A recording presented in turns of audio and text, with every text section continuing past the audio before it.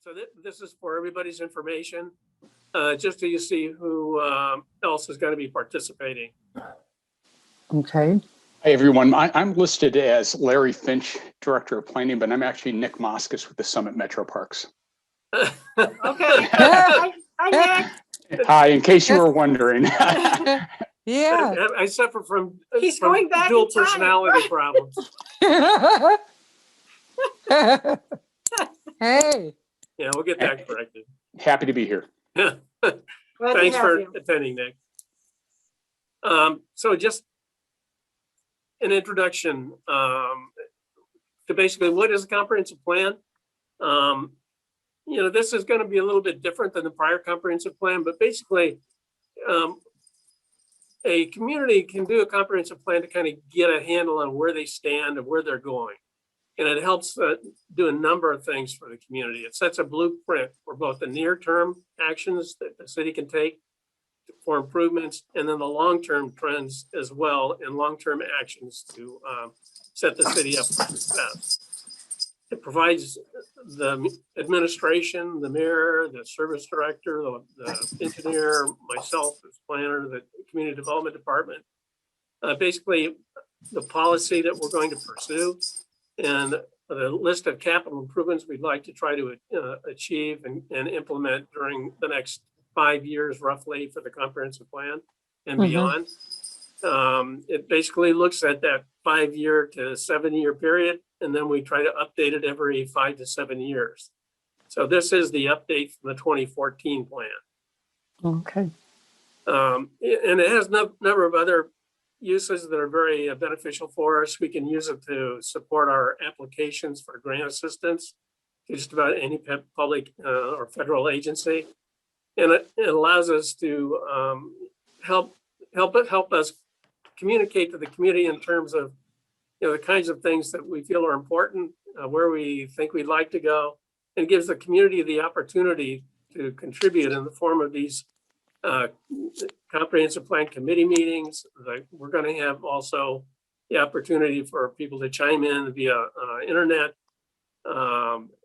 So it gives us an opportunity to hear from the community in terms of what they think is appropriate and what is not. So there are a number of trends that really impact and will continue to impact and going to have a great impact on the city in the next 5 to 10 years. A couple of those are basically demographic related. In this country and others, the average age is continuing to increase. People are living longer. They're because of basically a developing middle class in much of the world. We're seeing fewer children being born, smaller family sizes, smaller household sizes. But those are kind of the keys, and we'll go over those characteristics as we proceed through this process. Okay. Things like automation have always been having an impact on particularly industrial activities within this country. Trade, the way trade's being handled now has impacts on this country as it impacts our economic potential and our economic future. E-commerce, everybody's aware of the kinds of impact e-commerce has, particularly now with the COVID thing going on. Nobody's going to the store, everybody's ordering online. And while it has some convenience for everyone, it keeps you, in your house and safe. It also will be changing the retail environment from this point forward dramatically. And we'll know more about that in just a few short years after we see what the remnant impacts are from this pandemic. Right. So, that the 5G, development of 5G and internet increasing speeds is going to have a tremendous impact on what kind of technology you can implement within your own household. The kinds of things that can be supported by a internet system, things like autonomous vehicles, the continued delivery of things to your household by things like a drone, driverless vehicles, those kinds of things. Mhm. In addition to just the ability for you to do transactions and utilize all kinds of internet related applications to do many things in your life. So, whoops. I think I went too far on that. We can go back, Yeah. So the last comprehensive plan was done over the 2012 to 2014 period. And just kind of to give you an idea of what the important things were at that point. The city was recovering from the Chrysler stamping plant closure. The plant actually closed in 2009, shuttered its doors. Mhm. And the facility, 2.2 million square feet of industrial building, was sitting in the main approach to the city of Twinsburg.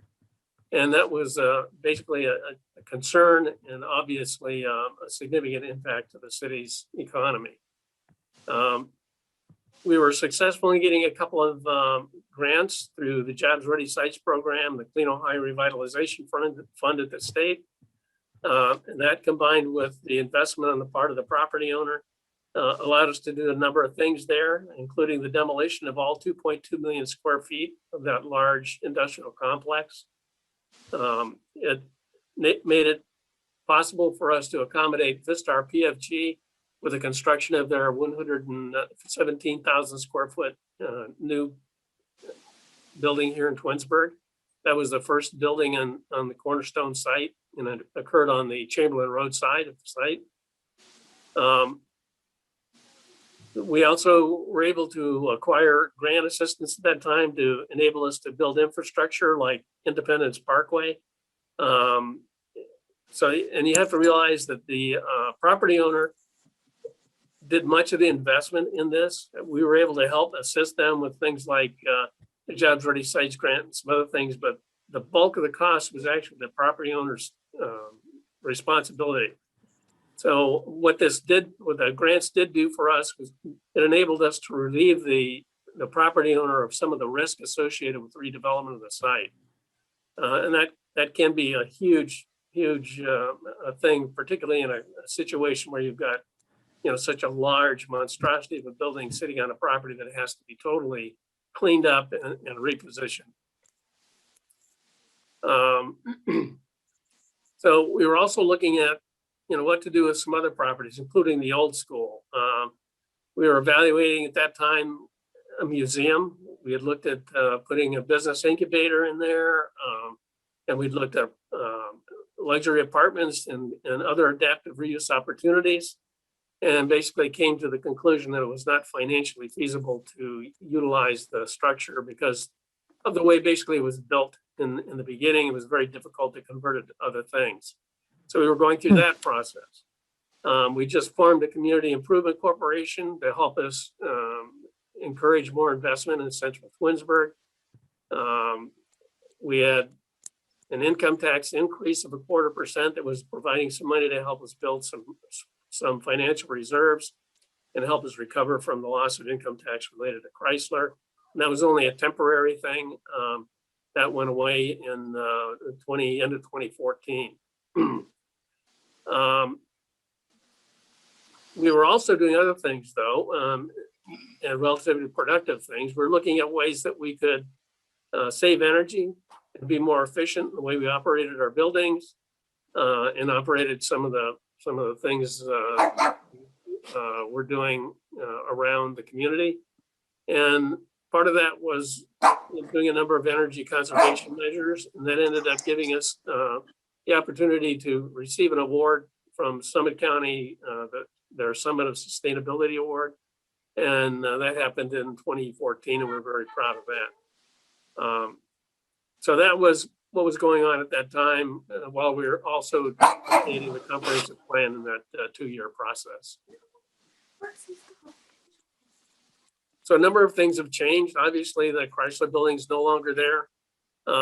We have 1.7 million square feet in holding on the site now of new buildings, primarily logistics related.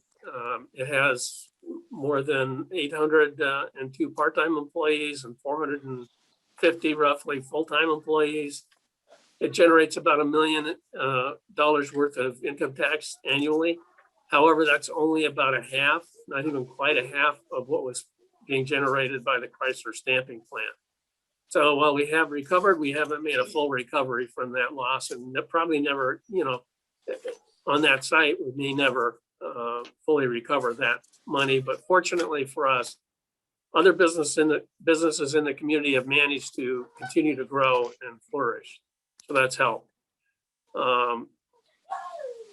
At the time we were updating that comprehensive plan, we were still pretty much dominated by industrial manufacturing businesses in terms of the local economy and employment. But that's changed dramatically. We are now dominated. The three largest health employers in the city in terms of income tax are all healthcare related. Retail sales and services obviously has been dramatically impacted by the COVID pandemic. We've always been a little bit underserved with regard to retail, and that's kind of been a community preference. The community actually discouraged large box retail for many years, and in retrospect, that was probably a good thing. But from now on, we expect that the work at home practices are going to essentially, continue after this pandemic, and will have similar impacts on retail services in the future. In addition to the work at home stuff that's happening now for the offices. So Lynn's going to talk a little bit about demographic trends, and we'll talk about some of the trends that are going to impact what we look at this year and what we can anticipate in the future. So before we dive into this, did anybody have a comment or question related to those first couple slides? No. If not, we'll just go to it here.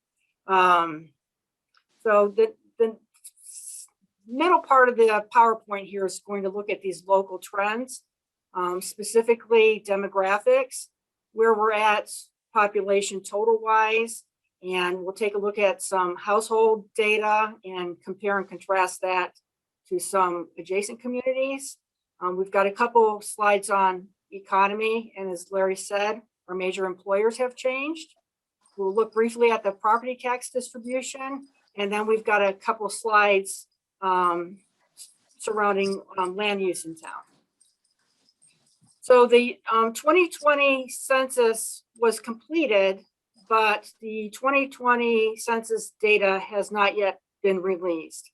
So the numbers you see at the top of the slide, 19,240 people, that is an estimate, which is based on the 2018 census data and building permits issued in 2019 and 2020. And so that is a number that we're fairly confident about, but as the census data is released, maybe we can update that. So the rest of this slide is a list of potential residential development sites. And so this just illustrates more or less the lack of vacant land remaining in Twinsburg for residential new development. We have the Wilcox Meadows site, which is on Darrow Road. That is currently under construction. That is an age restricted 55 plus development. We have 3 properties on this list. Let me get my laser pointer here. This Glenwood Darrow site is a city-owned site, which has failed to be rezoned by ballot several times. We have a Chamberlain State Route 82 site that will be on the May ballot. And we have a Ravenna Road site that will also be on the May ballot. The Darrow Road and State Route 82 redevelopment site and the Darrow Road mixed-use site are both in the central area. And this Westside Falls property is part of the sort of Alzheimer's facility property on the south end of town. If we look at the potential number of folks that could result from these developments, we come up with a rough estimate of 1,985 people to add to this current estimate. And we have a build out population estimate of 21,225 people. Don't think it'll let me move without getting rid of my laser. So this is a city-owned site that we're all familiar with at Glenwood and 91. This is the Wilcox Meadow site next to Bryn Mawr that's currently under construction, which is the 55 plus community. These are the two sites in the central area that would allow for mixed use and probably some residential development as a primary use. This piece at Chamberlain and 82 and this piece on Ravenna are the two that will be on the ballot this May. And then this is that West Side Falls site, which is also zoned for senior housing. So the point of all of this is that there's not very much land left for residential development. So this chart is more about population change. I've listed some adjacent communities and also the state of Ohio and Summit County just for compare and contrast purposes. But what we're showing is the percent change in the total population from 2010 to 2018. And we're showing the percent change in the median age. So the takeaway from this chart is really that most of these geographic areas are seeing less than a 1% growth. Solon lost 1% in population. The city of Macedonia gained some folks, and Streetsboro and Aurora had a little bit of growth. But for most of these areas, including Twinsburg, we're at less than a 1% growth rate for this time period. So then if you look at this column reflecting median age, you'll see that Twinsburg and Hudson both have a fairly high number in comparison to the other communities and in particular to the state. So when we say that, you know, globally, the population is aging and in developing countries, the population is aging, we can also see that Twinsburg is aging and aging more so than some of our other adjacent communities. So this is just sort of a summary of some trends. A reduced population growth rate. And as I've shown you on the map and the list of residential properties, we're approaching build out.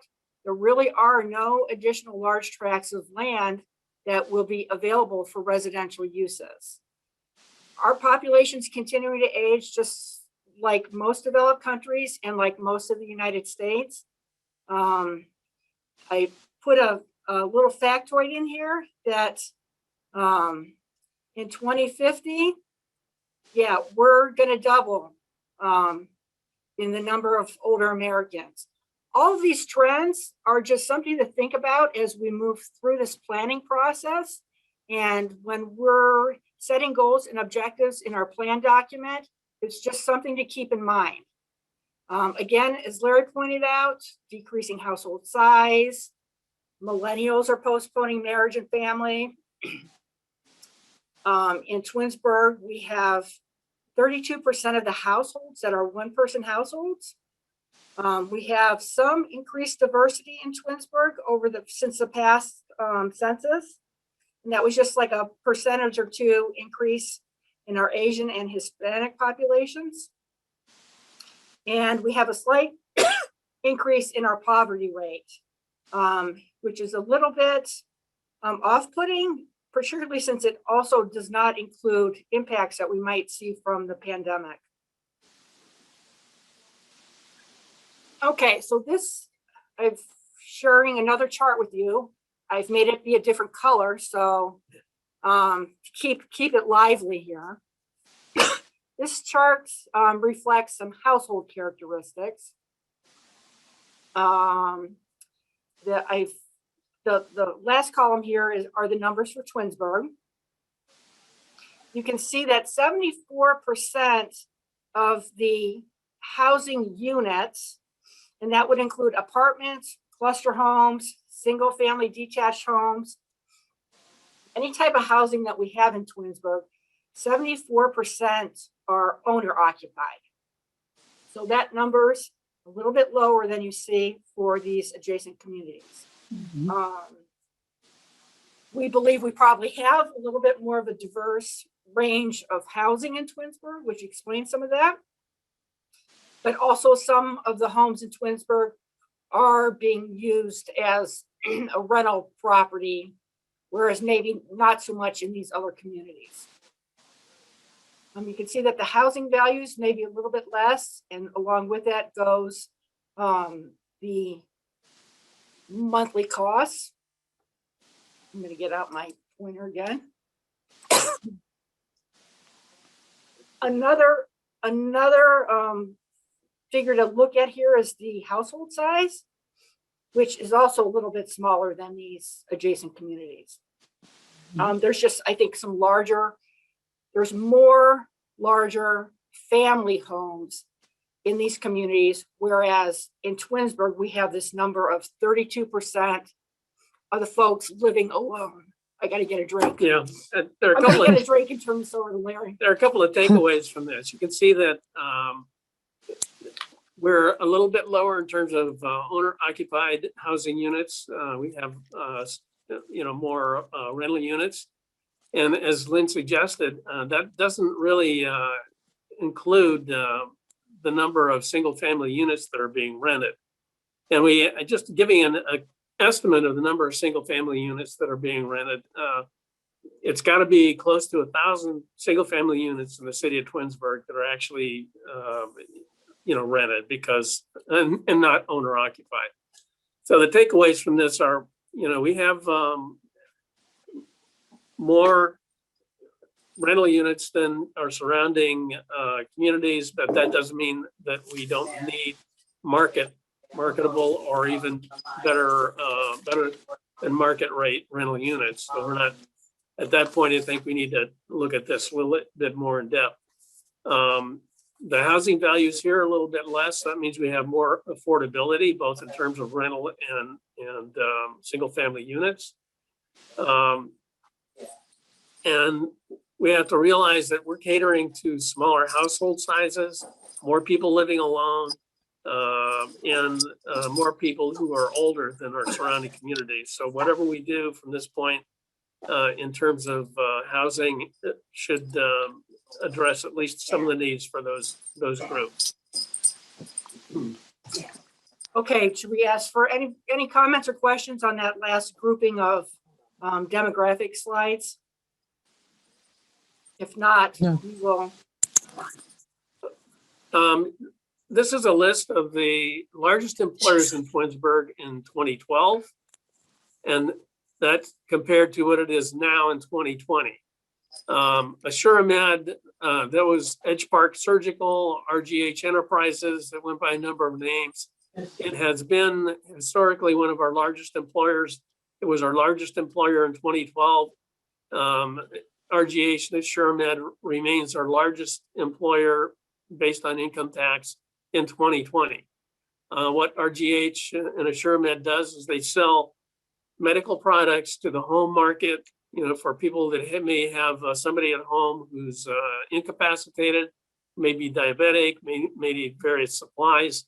That company has done very well in that market, and Twinsburg is the headquarters for that company nationally. Previously, you can see Rockwell Automation had our second highest site. Rockwell is a electronic controls instrument company. And some of the other top employers based on income tax in 2012 kind of were varied, but they concentrated primarily on manufacturing. General Electric, Pepsi, Safran's a aerospace related company. Windstream Communications, we have bottlers at that time. So we had a mix. We do still have, we were gaining in terms of diversity in our economic base at that time, much more so than back in the 50s and 60s when Chrysler was basically the only game in town. But that's even shifted a little bit now. So our three largest employers are now medically related, whether it's medical devices or medical equipment like RGH, medical insurance like RX Options, or medical services like the Cleveland Clinic. So you can see those top three employers now in 2020 all being medical service related or equipment related. And then there are others there too. Hitachi Medical, Hitachi Healthcare Americas. They make scanning devices for the medical industry, and they're within the top 10. So, we still have a mix in that top 10, including bottlers and Rockwell and Amazon now, which is a newcomer to our top employer list. Windstream Communications just went through bankruptcy, but they're still in business. We have a business called GD Mobile Security America. They make security cards, credit cards, and those kinds of things. GE Reuter-Stokes, again, is an instrument control company. A couple of public entities like the Twinsburg City Schools and the city of Twinsburg. And then again, Celco Partnerships was basically Verizon and Verizon Business Network Services. And then Ohio EPA, that fills out our top 15. So you can see we are still pretty diverse, but we are beginning to see a concentration, at least in the larger employment providers by income tax, to be medical related. So we hope that the medical industry continues to do well. Larry, Yes. is Cardinal Health Assurement, are they related or is it two different things? Yeah, they are the same. Thank you. Yeah, the RGH, the founding company, was purchased by Cardinal Health. And then Cardinal Health changed the name of the company to the name changed to AssuraMed. It was owned by an investment group, and then was further purchased and changed to AssuraMed. So now it's AssuraMed. So it's an evolution of that corporate. Parent company was Edge Park Surgical, wasn't it? Yeah, Edge Park Surgical which was operated by the Harringtons. Right, that's what I remember. Right. Okay, thank They you. were the primary family ownership. This gives us a little bit of an idea of how the property taxes stand in Twinsburg and what's changed since 2012. Basically, the property taxes have gone up. Obviously, costs have gone up for everybody, and that includes public entities who have to rely on taxes to provide the services that they provide. The county's rate has been basically the same. The library has had a pretty consistent rate at just under 2 mils.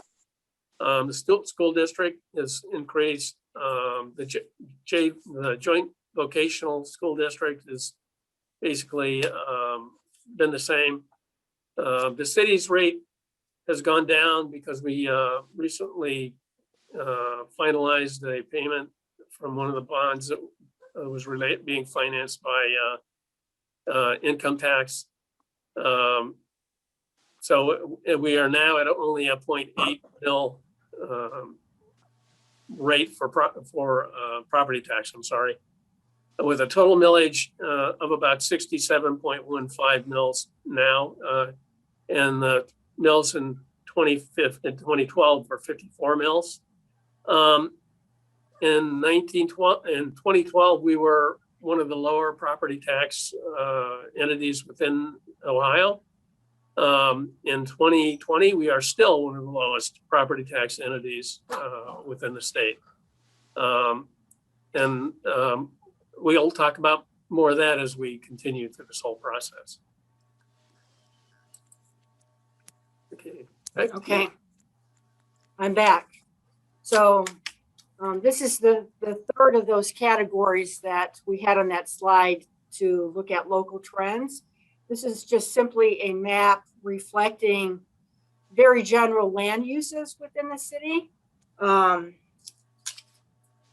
can see that the residential area, which is yellow, is 37% of the area within the city. The parks and open space use is 22% of the city. So the second largest use is open space and parkland. The third largest use being industrial areas, that is the gray that you see on the map. And the next biggest land use area is actually roadways and railroads at 12% of the land use areas. Public facilities are at 6%. Those are the blue areas. And you can see I've included the cemetery in that use, and that's bumping that land use up a couple percentage points. And commercial areas at 7%. Just a note, we're going to send everybody this series of PowerPoint slides. So you don't really need to take notes. We're going to get it to you so you can have it for your reference from this point. Thank you. So another map for your enjoyment here. You know, I had a map of the vacant residential, possible residentially developable sites. This is a map of vacant industrial and commercial sites. So I've double dipped here a little bit. This site here is currently zoned commercial. This is the one that will be on the May ballot that wants to be residential. And this purple one here, which is currently zoned industrial, that one also would like to be rezoned for residential purposes. Again, the larger takeaway point here is there's a tiny piece up there on Vale Drive that's open for commercial development, and then not much else. There's a piece at the end of Creekside Drive, a couple other small,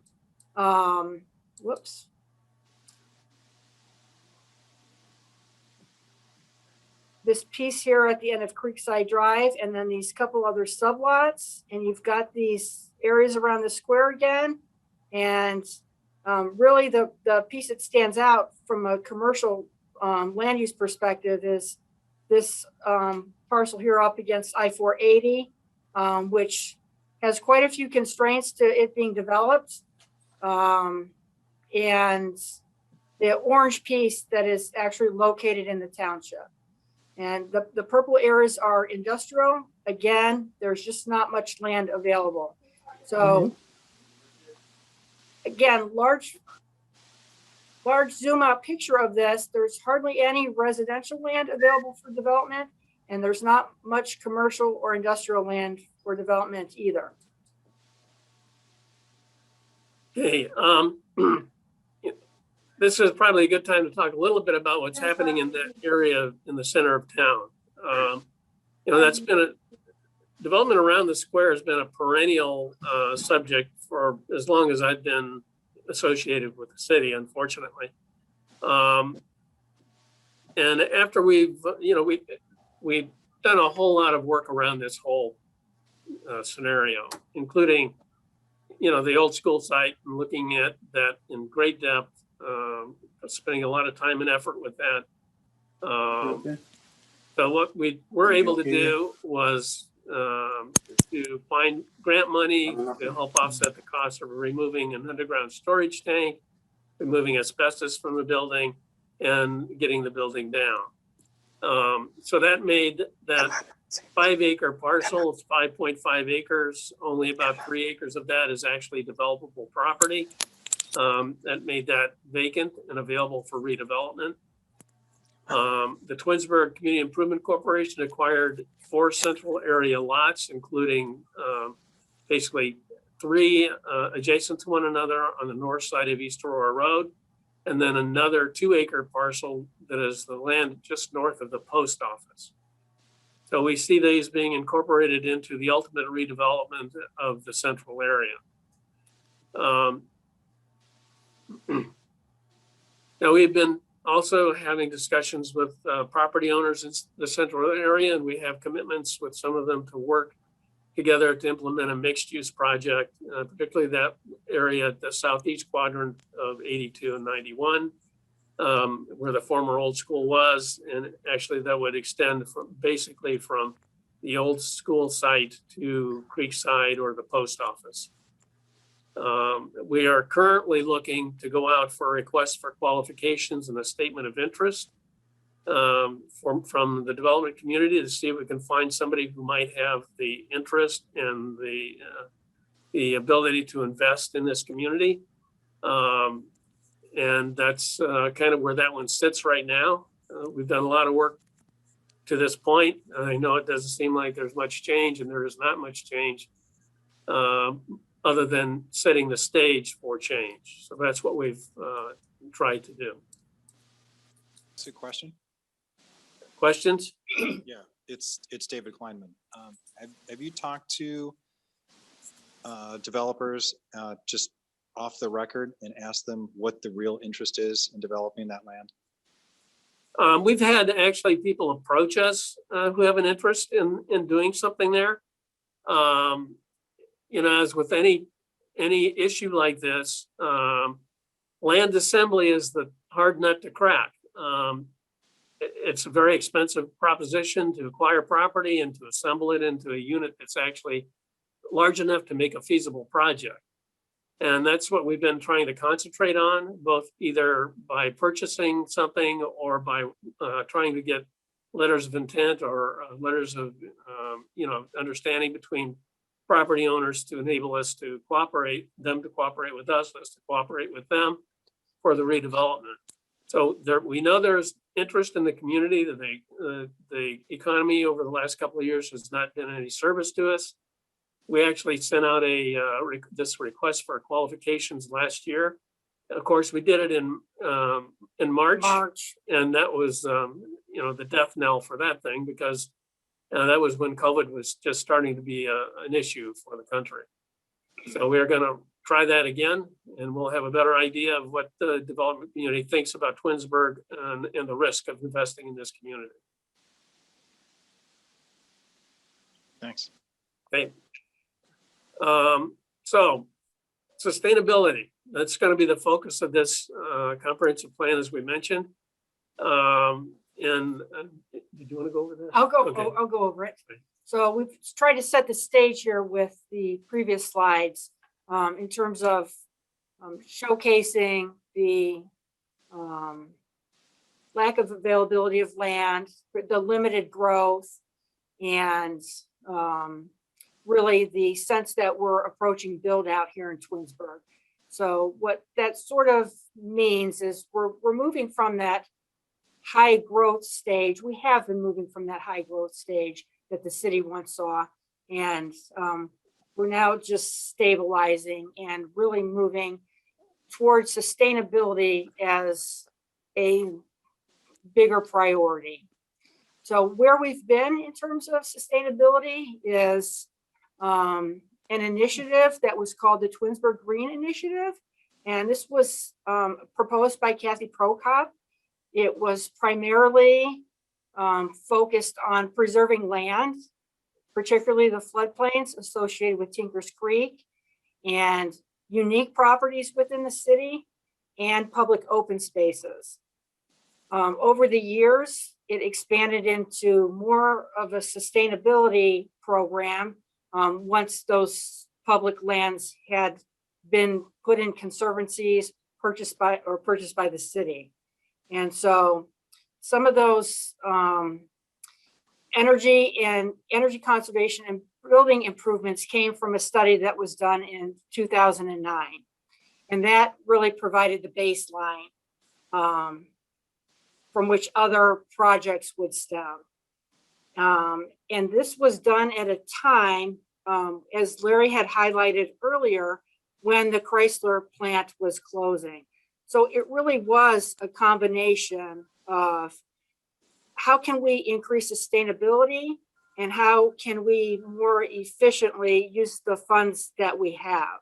So it was in tandem that sustainability during that time period really came to the forefront. Okay. And part of that energy conservation and building improvement study helped us, kind of guided us to some low-hanging fruit in terms of energy efficiency and energy conservation. We ended up changing out most of the lights in just about every building in Twinsburg that we owned. We had a number of mechanical equipment improvements, including the development of the installation of a methane-powered generator at the wastewater treatment plant, which ended up saving the city a lot of money because the methane that's coming off the digesters was used to fuel heaters for the anaerobic digesters and other things. We did a solar heater for the outdoor pool, which saved us money in terms of heating the pool. We did a number of improvements for mechanical equipment at the fitness center and other things like that. So that was a big help. The energy study actually, identified those things that we could deal with, and also it provided the opportunity for us to make application to various funding agencies. That was a time when there was money coming out from the federal government related to stimulus. We anticipate that might happen again related to COVID. So, it could be a good thing to do that again. That it was just a kind of a quick summary of some of the benefits of doing that energy study. So then I think this may be our final slide. We've tried to get you to this point of sort of setting that platform for why we would want to move towards this sustainability focus and how we're going to incorporate this into the plan updates. So we have a good solid foundation in terms of the prior green initiative. As Larry just explained, we've done a lot of taking care of the low hanging fruit in terms of city buildings. And we look towards this plan document as a way to establish a new baseline that we can measure future greenhouse gas reductions that we identify in the plan document as potential ways to meet those reduction levels. The last point on this slide, we're looking to evaluate the sustainability practices relative to city operations. That's going to be our primary focus, but the plan can also include suggestions for our residents and our businesses. Again, primarily looking at current city operations and ways to save money, but we can also sort of overflow into ways residents can join in and ways we could engage our local businesses. And kind of a follow-up with this slide is the document that I had sent out with the outline. The title of the document was Sustainability Best Practices Framework. And it hits on a number of different subject areas related to sustainability practices and gives you a good idea of the kinds of things that the community can do, that the city can do, and that we can encourage the private sector to do. So I'd encourage you just to take a quick look at that between now and the next time we meet, and give you a better idea of the breadth of this subject matter. It's pretty wide. We're going to have to try to concern ourselves, in a kind of focused manner so we can get something productive done. But this is a subject matter that affects the efficiency of our operations of the community and the city, and the long-term environmental health of our community. So that's really what we're trying to address. Any questions to any of the slides or any of the subject matter we've discussed? No. We will get the PowerPoint presentation to you tomorrow. So everybody will have that. If you have any questions in the interim, you can always give myself a call or give Lynn a call. And we're anticipating probably the first week of March. I think one of the tentative dates might be March 8th to do our next meeting. We'll send out an invitation and notice and other material prior to that meeting so everybody's prepared. So we look forward to continuing and we may end up setting a couple of subcommittees for specific efforts. We'll see. We're anxious to get everybody's comments and get your participation in the effort. So we're anxious to hear from you in terms of what you may feel is important for us to address, or hear your ideas in terms of the ways in which we can deal with issues that are current within the city. So if there are no questions, we won't take any more of your time. We'd just like to thank you for participating, and we look forward to continuing. Larry, I'm sorry. Did you say the date of the next meeting? Was it March? Tentatively March 8th. Okay, all right. Okay, great. Thank you very much. Okay, thank Thank you. you. Okay, Everybody thank have a good you. evening. Stay Thank well, you. stay healthy. You too. Yep, Great thank you. meeting. All right, Thank good you. night. Good night.